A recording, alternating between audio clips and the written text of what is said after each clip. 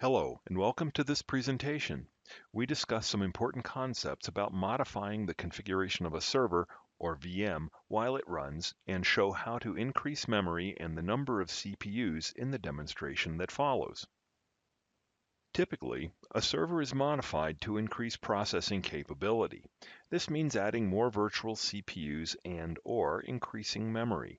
Both of these are examples of scaling up.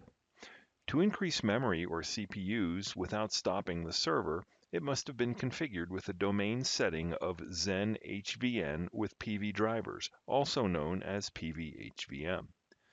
This particular setting is not visible to self-service users.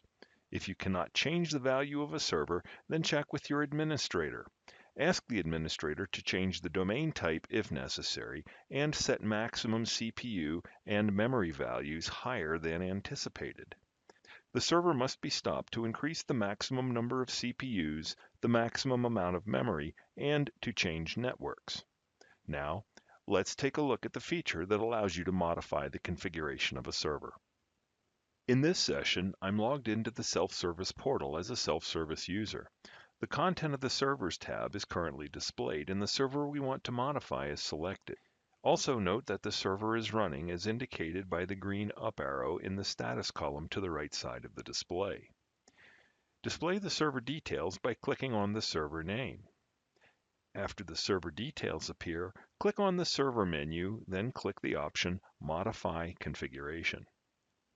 The warning message at the top of the display explains the maximum values for memory and number of CPUs can only be set when the server is stopped.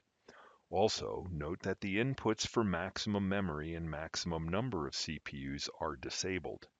Now, change the memory value to 8,192 megabytes, which is about 8 gigabytes, and increase the number of CPUs to 4. These values are within the maximums. Click OK to accept the changes. The server details display returns with a confirmation message at the top. Dismiss the message by clicking the small X in the upper right corner. Refresh the display by clicking the circular arrow in the upper right corner, and note the number of CPUs in memory have not yet changed. Click on the servers link in the breadcrumbs under the server name in the upper left corner of the display.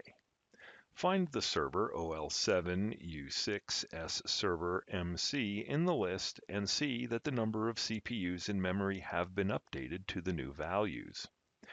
You have seen the feature that allows you to modify server configuration and saw modifications to memory and the number of CPUs. This ends the presentation. Thank you for watching.